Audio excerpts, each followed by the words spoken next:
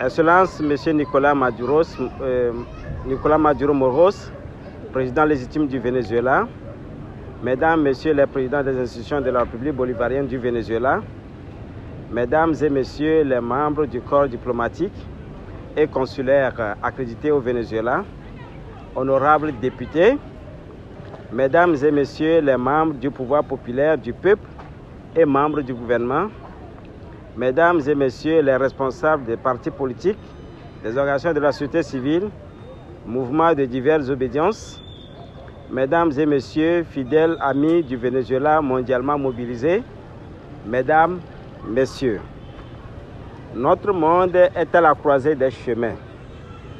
Les crises multiformes ont rendu crispées les relations entre les nations souveraines et indépendantes et les rapports entre les peuples. Les dieux de la guerre guettent notre humanité. La société secrète officie le chaos sur la planète, désormais devenue un village. Nous assistons et sommes tous témoins des dénis de droits et des abus d'autorité.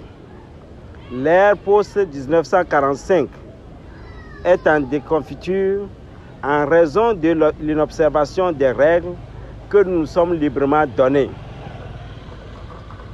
La nouvelle figure du commerce atlantique porte le masque des sociétés secrètes au cœur desquelles naissent et opèrent le fascisme, l'impérialisme, le capitalisme, le néolibéralisme, ainsi que les expressions similaires. Alors que la Charte des Nations Unies proclame l'égalité des nations en droit, le silence complice de l'ONU et ses organes affichent deux poids, deux mesures. On y voit la main des forces occultes qui tapissent dans l'ombre des sociétés secrètes. C'est pourquoi je déclare que pour lutter contre le chaos politique, économique et social dans le monde, il nous faut d'abord combattre les sociétés secrètes. À l'heure où se déroule dans la capitale de l'international antifasciste, Caracas, l'Assemblée des peuples pour la souveraineté et la paix de notre Amérique, il se tient sur le sol togolais le 9e congrès panafricain sous l'égide d'un régime de droite au service du fascisme et de l'impérialisme au Togo après le sommet Union africaine, Union européenne il y a quelques jours. Nous, Kofi Nayote Kondo, premier secrétaire du mouvement politique La Renaissance MPR et promoteur national de l'international antifasciste Togo, en solidarité avec le Sud global, déclarons qu'au-delà de toute position du gouvernement Trump et de ceux qui l'ont précédé vis-à-vis des pays de l'Amérique, sont des actes morbides, non avenus et inobservables.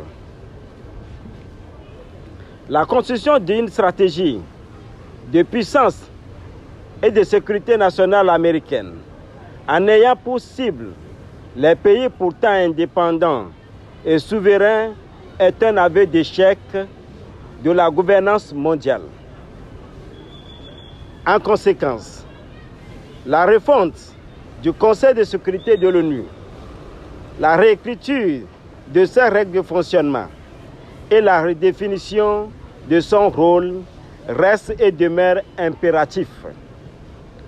Nous appelons la communauté internationale à reconnaître le fascisme, l'impérialisme et toutes les formes de domination comme crimes contre l'humanité et à légiférer en cette matière au nom de la justice sociale, humaine et tout en consacrant le droit de la dignité de toute nation et de tout peuple à disposer de leurs biens.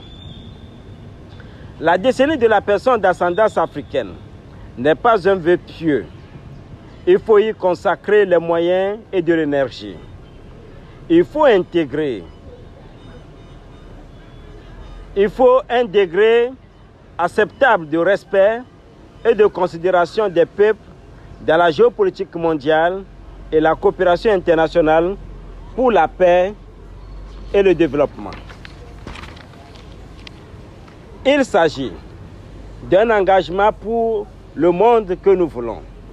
Le développement en tout lieu est une chance pour les nations civilisées. Le Venezuela n'est pas un terrain conquis des États-Unis, mais moins encore le Cuba, l'Haïti, Panama, la Bolivie, etc. Les États de l'AES ne sont pas des sujets de quelques États que ce soit. L'Afrique n'est pas un champ de guerre ni d'opportunité pour qui veut. Le monde est un bien commun et chaque pays est bien loti suivant son histoire passée, présente et future. Sachons établir l'équité dans le cadre du commerce international en vue du développement industriel qui place l'homme au centre de ses axes. Le pétrole du Venezuela, la richesse de l'Haïti, sans omettre les ressources incommensurables de l'Afrique, ne doivent être source de convoitise au point de réveiller les vieux démons qui ont plongé le monde dans les cavernes, dans les vacarmes des guerres, dont les impacts sont encore visibles malgré les efforts consentis. La Palestine, la Syrie, l'Irak, le Soudan, la Somalie, la Libye, l'Haïti, la République démocratique du Congo et tous les autres braises de foyers en attente d'explosion pour peu appellent l'ONU à des actions urgentes et pressantes pour un monde juste et égalitaire. Les matériels militaires postés contre le Venezuela est une menace. Les sanctions politiques et économiques sont constitutives de violations de la dignité et de la liberté du peuple bolivarien du Venezuela. La fermeture de l'espace aérien du Venezuela est un acte de défiance dont la mobilisation internationale et la résolution du peuple du Venezuela sont des preuves de la riposte légitime. Nous piétinons toutes les décisions de l'administration Trump à l'égard du Venezuela et exprimons notre soutien au président Nicolás Maduro Moros et le peuple du Venezuela avec qui nous portons l'étendard de la révolution.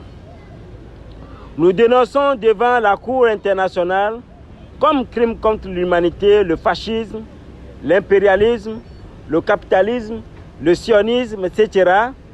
et accusons formellement l'Israël, les États-Unis, les pays occidentaux, dont la France, l'Angleterre, l'Ukraine, et nous forçons la communauté internationale à l'admettre. Nous invitons la mobilisation des ressources et le financement de l'international antifasciste pour la souveraineté et la paix dans notre Amérique, en Afrique et dans le monde. Nous sollicitons une réorganisation stratégique et opérationnelle du BRICS pour porter les nobles et héroïques ambitions politiques, économiques et géostratégiques de la gauche. Nous demandons une remobilisation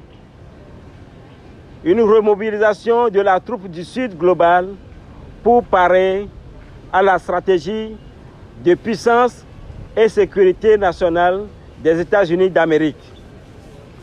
Nous exhortons à un dialogue avec l'alliance traditionnelle des États-Unis d'Amérique en rupture historique, mais avec prudence et vigilance. Nous nous engageons sur les principes de la déclaration finale qui va sanctionner les travaux de la rencontre des peuples pour la souveraineté, la paix dans notre Amérique.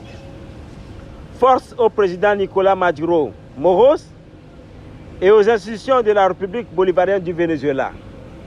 Vive la République, vive le président Gustavo Petros, vive la révolution cubo-vénézuélienne, vive l'Afrique et les peuples afro-descendants, vive le Togo, force à la Palestine.